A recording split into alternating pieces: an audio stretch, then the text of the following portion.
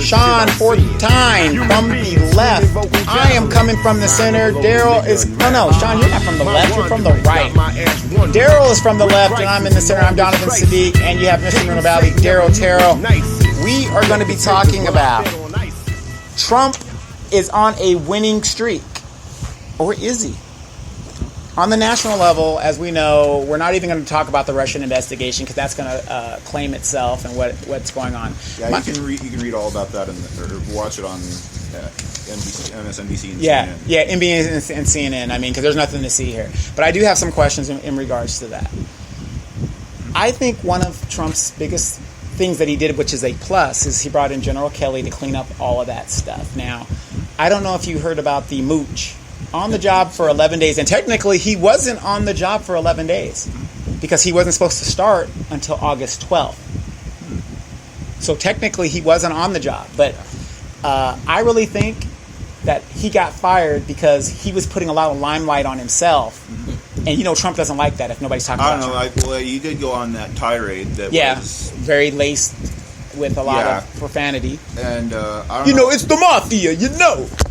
Yeah, but also his wife filed for divorce when he took that job because she was appalled that he was working for Trump. Well, I don't think it was. Well, yeah, I think it was that, and also the fact that the lifestyle that she had gone accustomed to. Because remember, he had a hedge fund, and why would you go work for this guy when your life is great? This guy had, he was very successful as a hedge fund manager. And to me, to go work for the government, you're taking a pay cut. Yeah. So, if I was a woman, I'd be like, hey, dude, what the hell are you doing? And then she just had a baby, so. Yeah, well, I'm glad that Sessions is likely going to stay. Yes. That would have been a very, very major problem within the Republican Party if something happened to Sessions. So. Yeah, and then as far as, what's his name, Robert Mueller, he's a hitman. He was hired to buy people that are very establishment. Have most of his attorneys that he's hired have heavy donations in the thousands of dollars to the Clinton Foundation and to Democratic candidates. Right, but didn't the mooch also do the same thing? I wasn't aware that he was going to be hired. Criminal investigation. Right. Okay. Yeah. Well, he was more of a publicity guy than a lawyer. Right. Right. That's true too. But wasn't Robert Mueller also appointed by the great George W. Bush?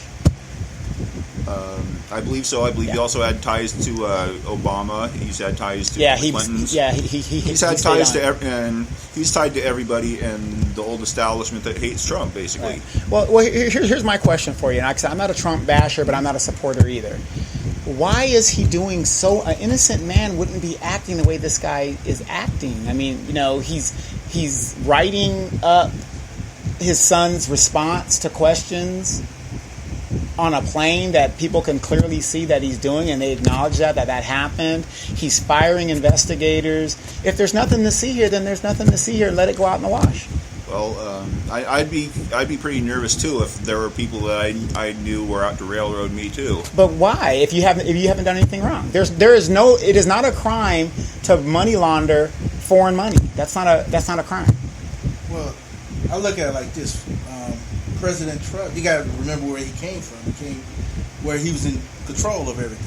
Right. So he doesn't like criticism. Right. So I can imagine that he coming to government where everything is checks and balances and da da da. And he's figures, hey, I can do whatever I want to do. That's his personality. He can't help it. That's his personality. Yeah, because as a CEO, he says it happens. Right. It's like when General Eisenhower became president, he couldn't just order around people. He couldn't order around. You do this, you do that. He had to find out that you can't do that. Okay. And so, but I mean, no one has sat down and say, President Trump, you got to do it this way. Okay. And I think that General may do it. Okay. I looked this up. I looked this up this morning real quick. He's been in office 195 days. Okay, that's a little over 6 months. Do you realize that he has taken? He said 58 of those 90 something of those days is split between his property in New Jersey and his Mar-a-Lago, whatever, golf trips. He's taken 58 golf trips in 6 months, which is more than Obama did in 8 years. Well, he's a CEO. He's used to doing business on those trips, and he's used to taking work with him while he does it. True. But wouldn't Obama be under the same premise then? He was criticized for his golf trips, but Right. there's also he also didn't do much on his golf trips besides golf. Oh, okay. Oh, I'm just bringing that up because a lot of people don't want to, like I said, I'm not for Trump. I'm not against him. Like I said, he's a businessman, failed Yeah. businessman, but Quite frankly, with the Republicans, on one hand, they're frustrated that he was always golfing, but then when he came up with an idea, it's like, okay, your tea time's coming, get out of here. right. That's true. Also, Trump is right now contemplating firing the lead general in Afghanistan, our longest war. Do you think that's a good idea, bad idea? I haven't heard that. Because he can't figure out why does it take 17 years for us to win, and a lot of us in the military say the same exact damn thing. Well, Obama got us out of there prematurely. Sure, Trump, that's a problem. Absolutely, And same thing with Iraq. absolutely. You're right. We should have never been involved with Gaddafi in Libya. Right. We should have never touched Syria. There's just there's been a lot of foreign policy and military and national security failures. We could point fingers. Yeah. And, All day long. yeah, and blame everyone for either they did this. Yeah, but basically, I still hold to my opinion that I had right after 9/11 that we should have just nuked Afghanistan. Okay. Well, hey, that's an opinion, and like that. Also coming up. Because also part of the problem with Afghanistan is that they've been fighting with foreign countries ever since the Persians. Absolutely. invaded. Yeah, thousands of years. Also, they're saying a problem with his administration is the nepotism within it. And that is actually bringing a lot of heat on Trump because, he's got his daughter there. He has no qualifications really to be there. His son-in-law has no qualifications to be there. Even though he's not supposed to be talking to his sons about the business, they've admitted that, yeah, we tell our dad, what's going on with the business and stuff like that. So, a lot of this stuff is kind of self-inflicted. And like I said, I'm not for him or not against him, but people are saying that if he would, by bringing General Kelly, as you notice, he came in and basically cleaned house and said everything goes through me first. Stop telling this guy this and telling this guy that. And that's pretty much how government's supposed to work. And I'm only praying, because you're supposed to pray for the leaders because they're there for whatever reasons, that he can take advice from somebody who's trying to keep him out of hot water. So, but bringing your family members in it, I would have never done that. Kennedy did. Well, right, but his brother was qualified. His brother was a lawyer. I'm not saying it's right. You shouldn't do it at all, period, in my opinion. But if you're going to bring them, please let them have some qualifications. That would be because for Jared Kushner to be in there and say, well, I didn't do this because I didn't know any better, that's not a good enough excuse. Because, I understand where he's coming from, but, hey, people are watching you. You got, knives are out there everywhere in politics. Yeah, well, I think Ivanka has done a fairly decent job with the PR end of it. Yeah, but again, she's supposed to be advisor. Advised to what? That's my question. What is she doing there other than... Because it seems to me, and this is my opinion, that she's there to make contacts for when they leave the office to these big... it's like you right now. If you were in the cabinet in some capacity and you came to Moreno Valley, you don't think Idiot Gutierrez and Baca and all of them would be trying to take a picture with you? I think they would. Yeah, absolutely. It's about access. Yeah, but I personally, I think that Trump is giving her access to the White House to try and groom her for her own political career. Could be. And here's another question I have for you. Recently, he came out with an immigration bill. Or not him, but what's that guy? Cotton, Senator Cotton, and this other guy, whatever the deal is. And in the bill, they want you to... I didn't read it all, so please don't quote me on this.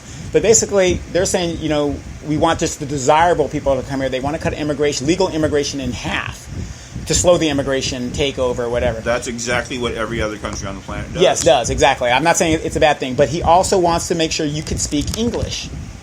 Now, here's my thing. I want you to think about this, Sean. If you exclude people who are here who can't speak English, Trump would lose his wife. She speaks 4 languages. I know. I'm just throwing that out there. So, but on the national level, like I said, I'm not a Trump basher, whatever it is, but I really do hope General Kelly can straighten him out and get him up to speed on how politics work versus how running a business works. So, I think he would do a lot better when he does that. So, and then he did come out today, which I'm proud of, for veterans issues. Another thing came out. I mean, right now, if you're a veteran and you're listening to me right now, the incentives and the programs out there for veterans have never been better, bar none. So take advantage of that. So back to Mr. Marino, Daryl, on your show, on the Daryl Terrell Times, where is your show going? I mean, what are you trying to push? As in, I know hope and aspiration. Well, that basically is to make a difference, and any way I can make a difference by inspiring people, or because I don't get too involved, not so much involved in the political aspect of things, but my thing has always been my show has always been about inspiring, being a ripple of hope. Right. It's not always going to be about talk about hope, but it's all about being positive. Because the only way you're gonna inspire others if you inspire yourself, and that's my whole point is to have people to look at the quotes that I put up there, some of the things I put up there, so people can read. And some people say, "Oh, I like this." Yeah, they like that because it inspires them. But it's to make, because we're on this earth for a short period of time, and I want to make a difference. And if that difference is, there's people out there who right now, there's probably has no idea where to go, where to turn to for help. If I can provide some kind of help, I'm not an expert in a lot of this stuff. It's my own upbringing or life experience. experience. Life experiences that inspire me. So that's where my show is going. It's basically just an outlet to put things out there for people to think about. Because I may respond to people, and sometimes I don't, because I don't like getting into these long threads. Get drawn into this drama where people say, and you're not going to change their mind. Oh my, they already going to be set. Let them say it. Let them think about it, and if they want to say something, go ahead. But my whole thing is for people to start thinking about themselves, think about the community, think about what they see over the horizon. Right. Well, I'm glad you brought that up, because you're talking about thinking about other people, think about the horizon. Well, sometimes arguing on the internet is worthwhile, even if they don't Yes, end up sharpening your wit. Yeah, if anything like that. But speaking of good sparring practice. Right. But speaking of the community, a big controversy is coming up. Colin Kaepernick, the football player, he was a quarterback for the San Francisco 49ers. He took a stand and expressed his rights, constitutional rights of expressing himself, and he did not want to stand for the national anthem. Led the 49ers to the Super Bowl. They lost that year. And he can't seem to find a job. And they're saying that a lot of people are saying that the other NFL people should rally, to him, because 70% of the NFL is minority, or whatever you want to call it. And, of course, the ownership is 100%, white, Caucasian, whatever you want to call it, which I don't see what that has to do with anything. But he can't find a job now, and they think that he's being discriminated based on him making a stand and bringing attention to the fact that at the time black people were they still are, being shot in the streets. What do you think? Well, I think that a big reason is he was in a major career slump at the time, and people just want to watch football. They don't want to watch politics.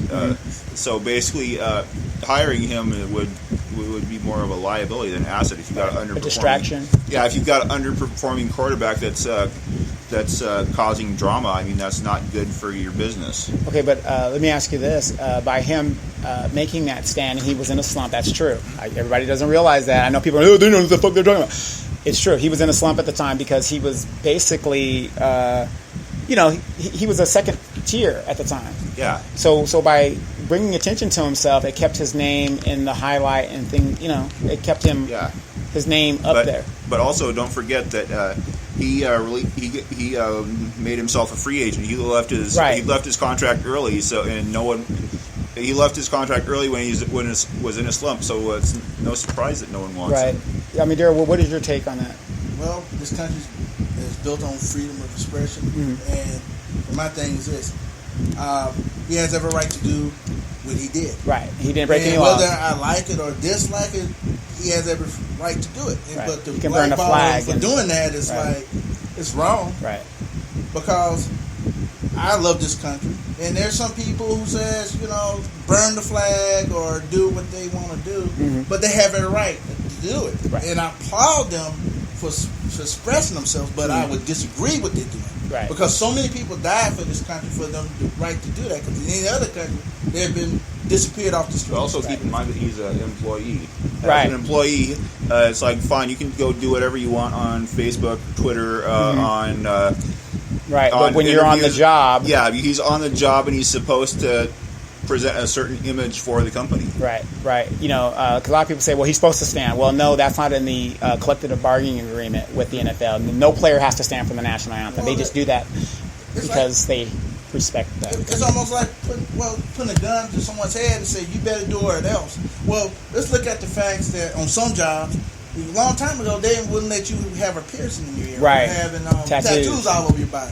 But now, they say, hey, I don't care, as long as it's not a distraction. Or Right. long as, and there's people that have tattoos. I see it at many jobs. It doesn't bother me that they got tattoos, but Well, that's... if it's within the yeah. work regulations, then Well, that's cool. Well, yeah, that's what I'm saying. But the expression, so that's what makes us the country that we are. Well, it makes us different Because because we're individuals. Like right now, Oh, if I went to Sean's house, that's the United States of Sean. So what he says goes there, and those are his rules, and vice versa, as our thing is. But who are you guys going for this year? I know Sean, you're not a big football guy, but Daryl, you got a favorite team? I still have to say the Cowboys. Okay, well, look, that's why you're on the show. This is the Cowboy Network. I mean, we got the quarterback, we got the receiver, and we got a running back. So that's all you need, and I think we're going to go all the way this year.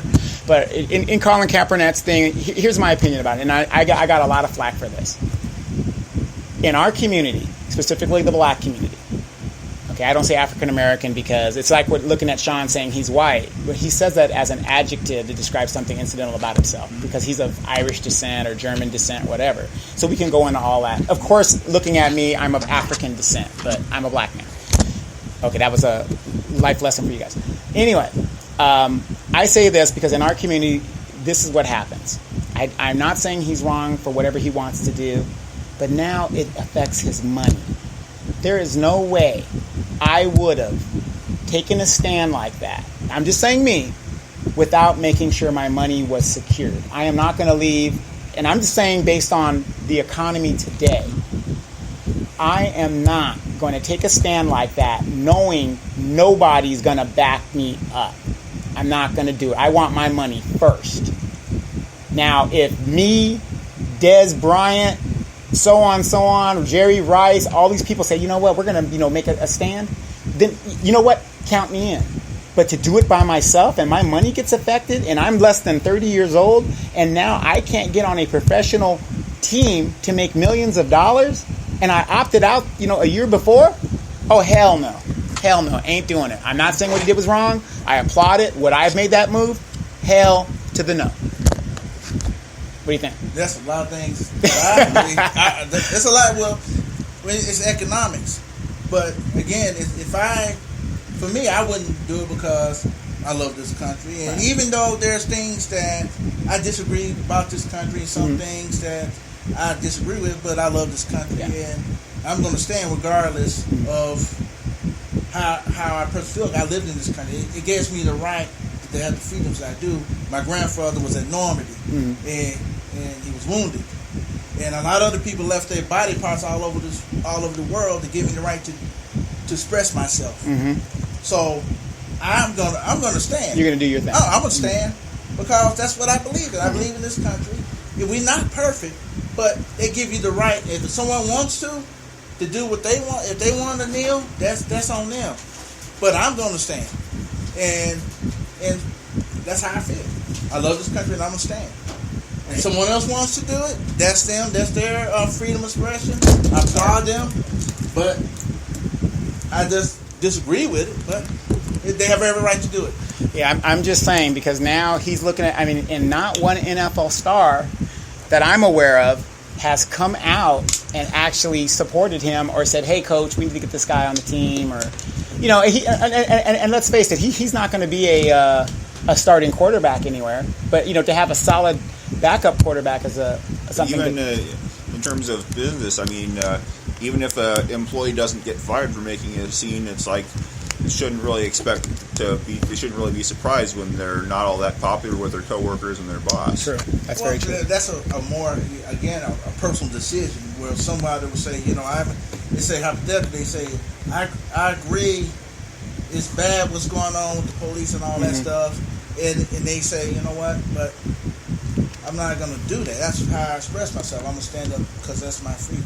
Right. But again, let's look at what happened to the guy from the Falcons, the quarterback, when he had the dog fights. Oh, Michael Vick, right? Yeah, No, but other teams hired him. right. But you got to remember though, Michael Vick didn't get caught. Well, it wasn't really him that got caught fighting the dogs. It was his cousin. But the thing is, But he was held responsible. He was held responsible, and this fella, you know, for economic reasons, I think, more than anything else, because economics fill seats and everything else, you want people to come to your game. Yeah. They did it economically. The reason why they don't want to hire him because we want people to fit in them seats. Right, We want right, people and it's to a buy the business. popcorn. Right, And we it's a want business. people to show up. It's a business, and you know, actually, Colin Kaepernick's jersey last year was in the top 5 jerseys being sold in the NFL, even at the time he was doing that protest. But He should have stayed with it. Not just play the game, make your money, Yeah, and but if then that's his own personal endorsements, I mean, but if you're a team owner or a stadium owner, you've got seats to fill, and right. I mean, yeah, maybe he's selling a lot of jerseys and he's getting his endorsements, but your company is suffering from it. Then. Right. Because, you know, and here's another thing you got to understand. You know, he's a black man. There's no doubt about that. But it's a business, and he's got to fill those seats. So by him making that stand, he might have cost that business owner business. Well, yeah, because you see a lot of things that's happened on with people who have done things they probably shouldn't have done or alleged to have done things that has affected their Bottom line. Yeah, the bottom line is money because people look at it like, I got to make money. Right. And I got people I got to pay. And they got to look at it and say, I understand what you have to do, but that's you. But I got to run a business. They just can't have a feeling hard and say, well, you know, I applaud you what you do, but I got to make money. And people pull sponsorships and everything else and start hitting people's pockets. Then you're really talking. And then when does it stop? You know, some people have to kind of, like you were saying, have to look at economics before they do things. Right. Look at their livelihood. You know, look and, at the others. and don't get me wrong. And everything you're describing is when an employee's doing that and you tell him to stop it and he says no, that's grounds for termination. Termination right there. I agree. I agree. Yeah. And don't get me wrong. When I say about this money, Colin Kaepernick comes from a well-off family. He was adopted by a white couple. You know, his parents. And it isn't the fact of that, but I'm just saying my call, my money. Ain't doing it. Because I got to tell you, my mom and dad would have said something like, if I felt hard on a job or something, and I really believed in something, they always would tell me, you know what? Did you think about this? Yeah, before you got into it. Before you do it? And did you really think about what could happen if you decide to walk away or decide to just say, I just quit because you're upset because things are not going well on the job? Then you really thinking about it. See, after the fact, after you do it, then you think like, dang, I should listen. But in some cases, when it comes to economics and you sitting there, you fired up, I believe this, but time you have to take a step back and say, maybe it's not a good idea. I believe what I believe, but maybe I'll got the reality. Yeah, maybe I'll let somebody else get up and take the bullet. Okay, let's use a white guy for example. Who was that? Harvey Milk. No, the announcer that went on that gun control rant. God, there's a lot of them that do that. But he has a Spanish name. I can tell you. What he did on the show? Yeah, well, it was like right after Sandy Hook or something. He went on this big gun control tirade, and a bunch of people weren't interested, and they turned their TV off and didn't watch the game. And didn't watch you're right. other You're right. games. Yeah. I remember. I can't remember the guy's name, but yeah. So people aren't watching football to see him take a knee, and make a political brutality. statement. Yeah. So let me ask you this: when should a person take a political stance? Well, they're free to do so whenever they're not on the job. True. Because as a military person, I can't take a political stance as long as I'm in uniform. You know? So I would agree with you. You know, there's a time and a place for everything, and I don't think that was the. When it comes to millions of dollars, that ain't the place. Well, again, like I said, it's each person that you have to look at their own selves and say, do I want to make the stand? Will I going to stand up alone and no one support me? Or if they really strongly feel about it, you know what, I feel strongly about it, I don't care, then that's on you to decide to make that risk and say, well, here's what's going to happen to you, but go ahead and do it. Yeah, Muhammad Ali was the first athlete actually to do that, and he took a hit in his prime, but that's an anomaly of an athlete that can do it. And not only after his career was over, he continued to be an advocate. And he was on a different level because he was dominating boxing. Now, Colin Kaepernick, I would give him, he's a fair quarterback, but he's not a Tom Brady. He's not a, you know what I mean? So, I don't know. I mean, it's like with what we're doing here. I don't see anybody worried about us. If we're here today or tomorrow, we're not superstar caliber type people where, right, we're regular little people just trying to fight for our community. And speaking of fight for our community, we're going to talk about there recently has been a campaign that Roy Bleckert and a few other people dealing with the Marina Valley Unified School District. Now, the issue with it basically is during Measure M, money was promised to produce a school and all these other things that were supposed to happen. And I just happened to notice a lot of the Highland Fairview employees have, taken that mantra and they've gone to the school board to continue to, bring attention to it. And me and Roy talked about it. Okay, yeah, they promised this and they promised that. Sounds like politics to me. What do you guys think? And it didn't happen. You know what I mean? So they promised one thing and it didn't happen. I think as long as the Victoria Baca's friends have anything to do with the Measure M committee, that nothing good is ever going to come from it. I mean, but does it bother you that we're not going to get a fifth high school? Because if the numbers aren't there, why would you build a fifth high school if kids are dropping out in enrollment and things like that? Good, and it would be best to save that money into a special fund for when you do need to to build a high school, right? I mean, Daryl, you know a little bit more about it than me. Well, I would say this, that campaigns are based on promises and what you're going to do and all this good old imagery, right? Sounds PR good. stuff. Sounds good. But when you get down to brass tacks, if you have the facts and says, hey, you know what? You see a trend, people are dropping out, we don't have enough population, we're not going to get the grant, then not promise a fifth high school. The best thing they should have ever done was to say, you know what, all these older schools out here, get rid of these portables and let's do it. Instead of promising the fifth until we got ready for it, not even put it on there and say this money is going to be used to vitalize all the schools to bring them up to par. Instead of promising a high, if the figures didn't back it up. If the figures didn't back it up, then they should never promise it. Because I want to bring up one thing. You could end up with a situation like Detroit or Chicago, well, especially Chicago, where in the north side of the school you have all the new schools are heavily refurbished, and the south side it's rat infested and it's like apocalyptic, and it's an apocalyptic. people get caught in the crossfire, going to and from there. I mean, if you don't put money back into the existing schools we've got, we risk having that same situation. Well, I agree, because instead of trying to build something new, you need to fix what you already have. Right. Then later on, if you need it that bad, then go back to the people and say, this money going to be built to build this high school. Okay. This specific high school. Okay, yeah, we're in agreement about that. But here's my thing, what I don't understand. They are in shock that they were lied to and they were misled and all this other stuff. Isn't that the same tactics that Highland Fairview uses? Who? Pop the voters? Well, no, not the voters themselves, but these Highland Fairview employees that are bringing up this issue.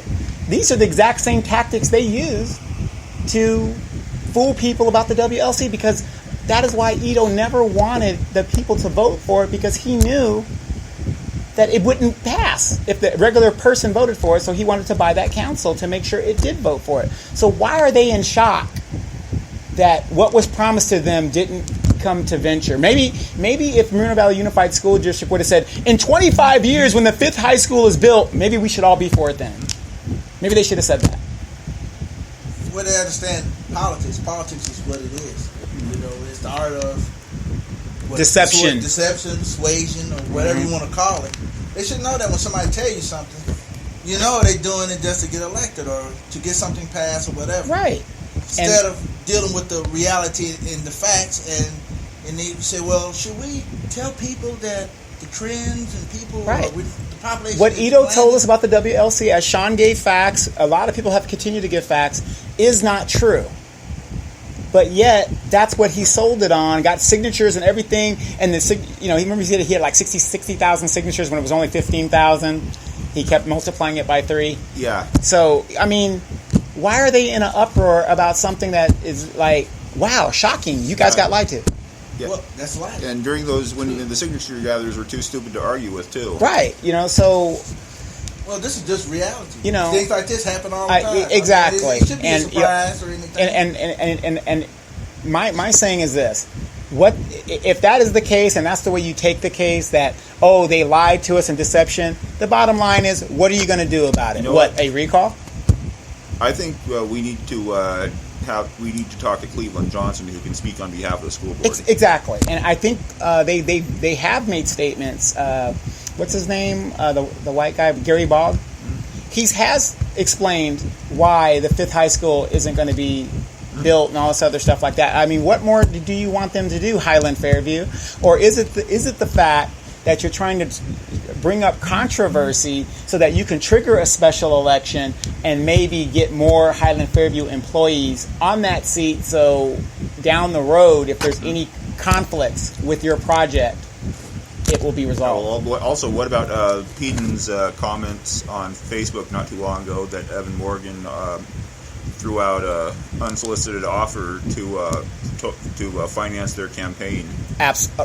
Good point. I mean, is he going to do that with other school board members? Is he going to try and make other school board members kiss his butt or get kicked out? But okay. Here's my question: who does Evan Moron represent, where he can say those things outward and openly? This guy lives in an apartment furnished by Highland Fairview. So how can he say, like he's a big daddy Warbucks, I will back your campaign? Who's we? Who's we, Mr. Moron? Could you please drop that? Because if the fact of the matter is, if Ito is hiding in shadow, this proves our point in how a developer should not be manipulating the voters to get his project running. So that would be a good question. I think I'm going to contact Mr. Cleveland and ask about that. That's a good question. I would love to have him on the show. Right. What? I met him once, and he's pretty interesting. Yeah, he's a pretty interesting guy. He's kind of eccentric a little bit. I mean, and when I say eccentric, I mean he's from the old school. Mm-hmm. A lot of knowledge. I believe he's an ex-Air Force guy, so he's all right. Things like that. So, but one other thing, I'll take it in a little bit different direction. Sure. Recently, Sheriff Sniff posted that the Riverside County Board of Supervisors cut his budget by $40 million. Right. But also, what's interesting is that they hired some consultant firm, some corporate headhunter firm, for $40 million that could have been used for law enforcement. And these, I don't know, maybe it's just watching how things work in Moreno Valley, but these studies aren't that productive. It's a lot of waste of money. Yeah, we do better with the money going for law enforcement and running the sheriff's department. For trying to analyze things. And speaking of the sheriffs, 2 of those guys got knocked the F out at Battle of the Badges that took place at Caliente Casino and Resort out in the Palm Desert. I was lucky enough on Saturday night to go. It was my first time attending.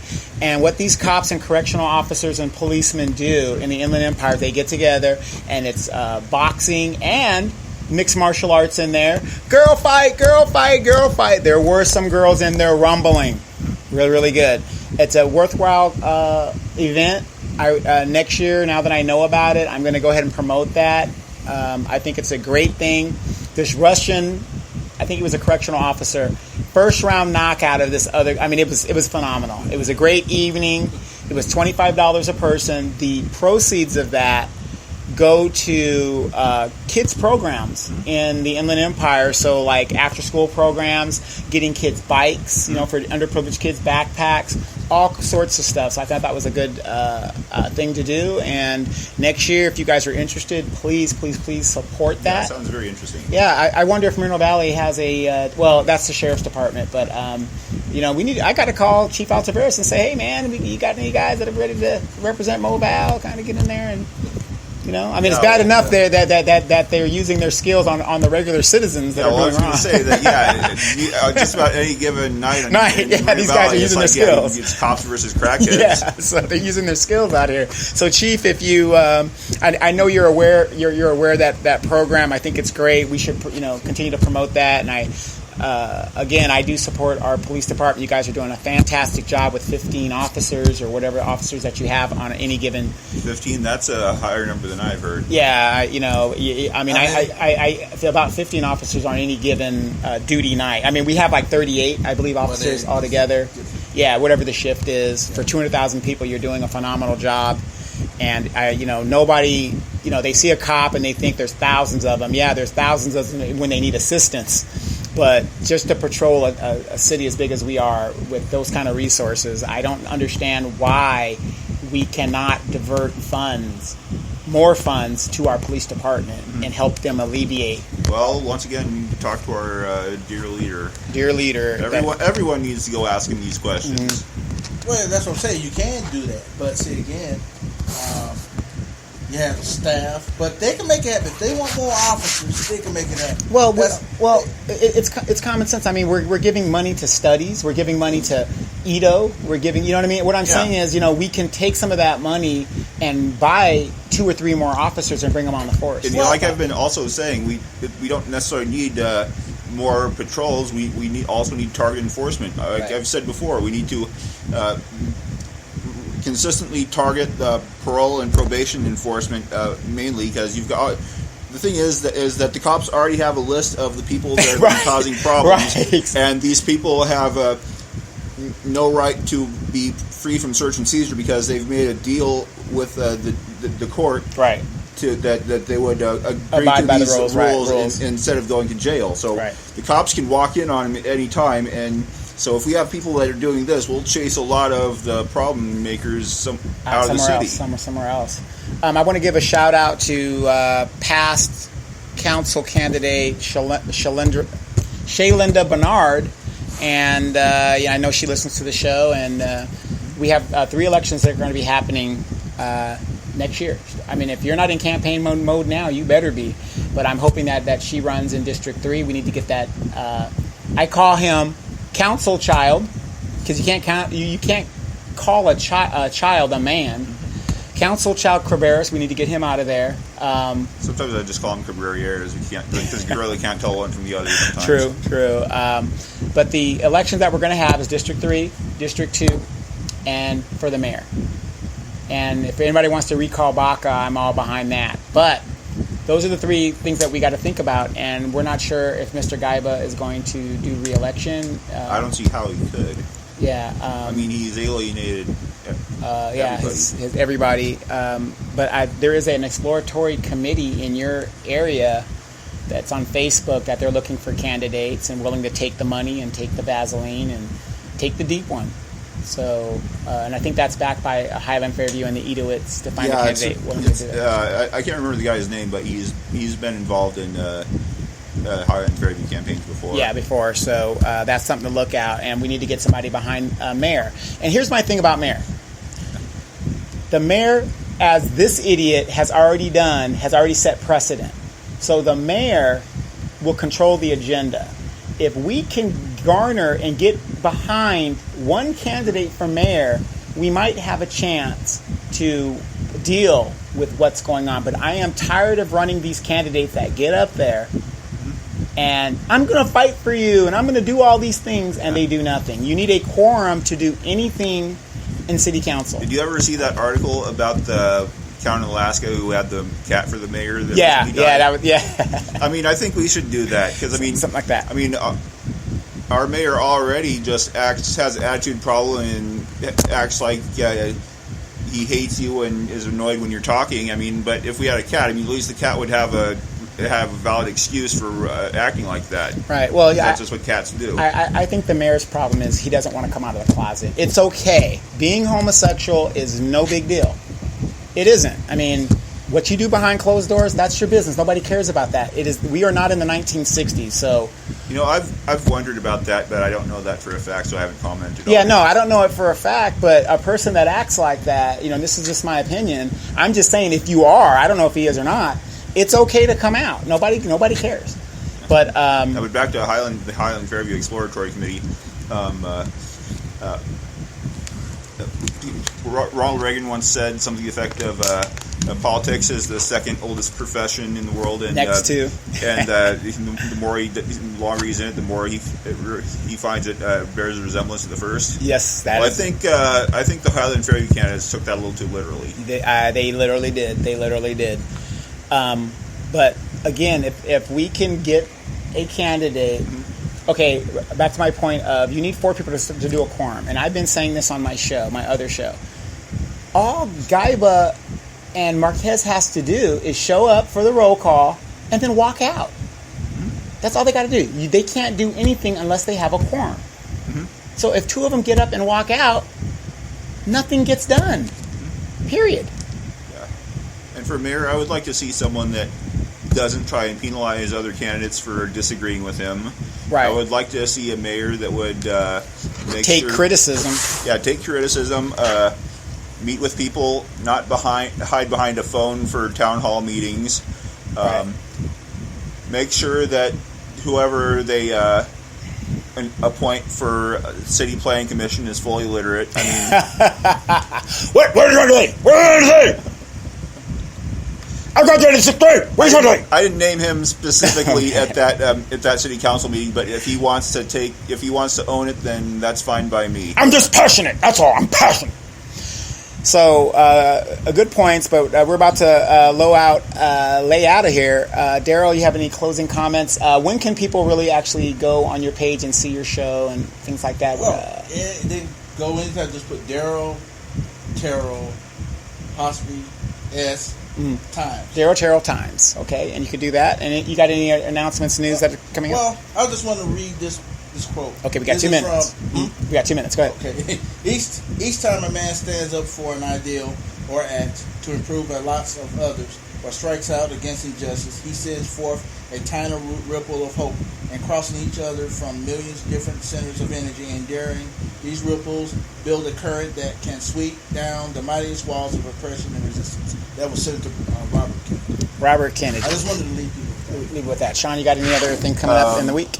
No, but I want to say, please support Aja Smith for Congress. Absolutely. Look her up on Facebook, and please provide whatever financial support you can. I mean, she doesn't expect people to provide thousands of dollars, but she knows the region and well enough to know that people don't have that. But just please support her any way you can. Yeah, absolutely. Even if it's just getting the word out. Right, and we've done the math. $30 Yeah. is all you need to. Really, it's $27, but let's round it to 30. Yeah. And if everybody gave $30, Yeah, I've done that, and I hope other people will too. and I got to get on that and do that myself. So Aja Smith, I think she's the one that can represent us a lot better in Washington. Yeah. She knows what she's doing. So Aja Smith. She hasn't hired a terrorist for her IT department. And that's it. And she's a veteran, and she's for gun rights and all that other good stuff. And another good thing is, if when you don't have MV Gordy on your ass, you're doing the right thing. So and that's a plus for her too. As we go out, don't forget Loving the Skin I'm In. That show has been taken off. Pastor Don has his weekly show, the Pastor Don weekly devotional, and again Donovan Sadiq, where I get on myself and I rave about whatever else is bothering me. Went to see Arsenio Hall Friday. The guy is funny without all the vulgarity. Was in Brea. Had a great time at the Improv.